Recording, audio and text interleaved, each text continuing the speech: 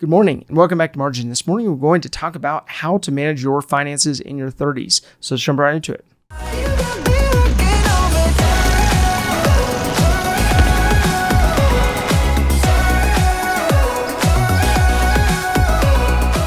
In benchmark number 4 of managing your finances in your 20s, which was about a week and a half ago, we looked at how to go on the offense, how to grow the margin between what it is that is coming in the form of your income and what is going back out in the form of your expenses by intentionally growing your income and growing that difference. Now, in your 20s, growing your income is focusing first on learning everything you can for the trade that you're going into to become a subject matter expert as fast as possible.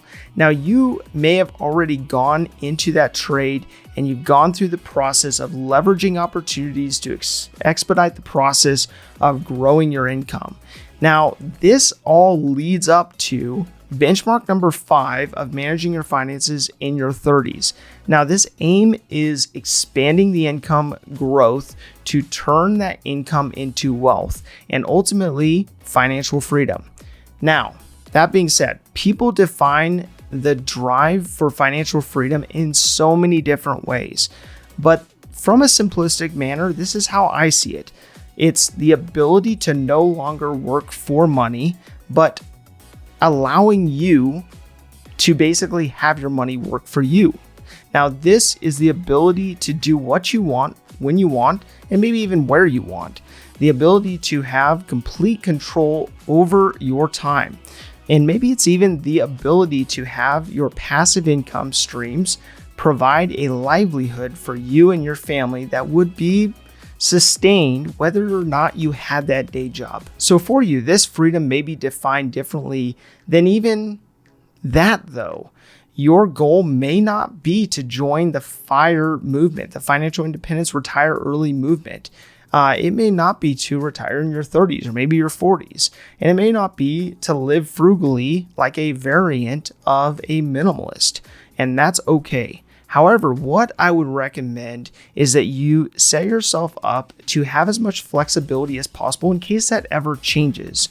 And so that you are in the place that you could retire or that you could slow down if you need to.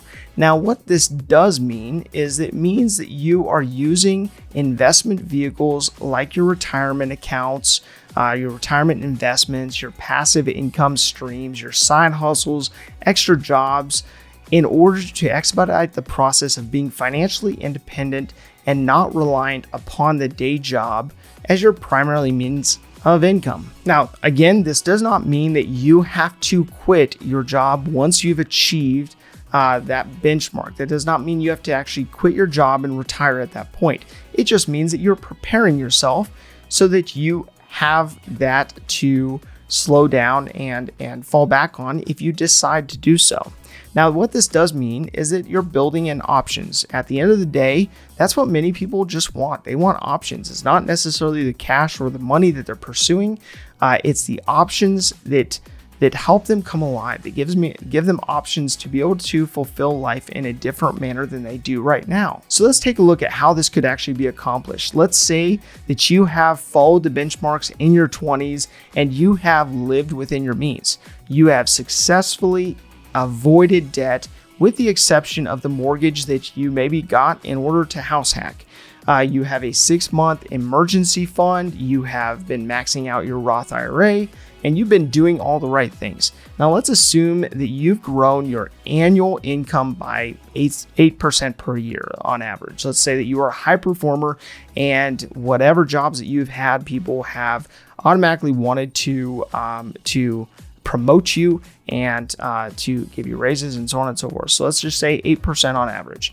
Let's assume that you have achieved a 4-year degree at the age of 22 and started making $50,000 upon graduation. So that would mean that you're making about $92,000 at the age of 30. Now, this will depend upon the career field that you go into, of course, but let's assume that it's a in-demand, expanding field that has relatively strong income growth. Let's also assume that you've maxed out your Roth IRA throughout your 20s, and you have about $94,000 thus far after it has compounded over those years, based on those $6,000 contributions. Now, looking forward, let's assume that you start investing 20% at the age of 30 into a retirement account. So based on the annual income at that point, that would be about $18,800 that first year, and would increase as your income increases accordingly. So if you continue the same trajectory with both income growth and retirement, and let's say that you basically were putting in the 20% in addition to your Roth IRA, this would give you a retirement savings of about $296,000 for your Roth IRA, and then you would have your income growing at 5% per year through the age of 40, and you would have the traditional retirement account in addition to that. So let's assume that this traditional IRA balance would be about $231,000 by the age of 40 if you started at 30 and you were investing 20% per year based on your income growth. So this would give you a total nest egg of $528,000 for all of your retirement accounts. Now, as impressive as that is, being 40 years old at that point, this would not allow you to draw anything from that Roth or that traditional without incurring early penalties of various kinds, based on your income and based on the fees for the early withdrawal. So even if you could draw on that, it is not enough to live off for the standard of living that you most likely be living. So you will want to supplement that income with some passive income. So this is where your vision comes into play, figuring out when you want to actually retire and the kind of passive income that you are looking to have in order to scale down what you currently do, maybe switch careers or retire altogether. That will require different requirements on your income and the amount of income that you actually make. Now, financial freedom is a journey, so parts of it would have been established in your 20s when you began by house hacking and renting out your vehicle on platforms like Turo.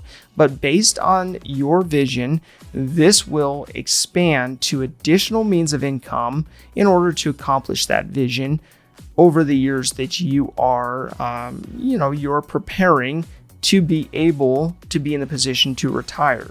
Now, this may be a season to take on another job, maybe buy a business or a franchise, take on a franchise. This may be a time to explore buying a rental property or a series of rental properties. Now, this may also be a time to restructure your current assets to make sure that you are maximizing the return on those specific assets. So let's assume that you will want to be able to cover your living expenses, and let's say those living expenses are 70% of your $92,000 income at the age of 30. Now, this means at that point in time, you would need $64,400 per year to live off of. Now, that's about $5,300 per month that you would need to build up in passive income in order to live the same lifestyle that you live today. Now, you may have heard this before, but the average millionaire has about 7 streams of income. So think about what types of investments you are comfortable with, something that you are familiar with, and how many you would actually need of those investments that you are comfortable with in order to be able to produce $5,300 per month. So my call to action today comes down to finding out what your number is. What your number is to replace your cost of living that you could actually back out in order to figure out what your passive income vehicles need to look like for financial freedom. If this information is helpful to you, please do like, subscribe, and hit the notification bell so you're reminded to come back on a daily basis and improve in managing your personal finances. Thank you for your time. Enjoy your day. We'll see you back here tomorrow.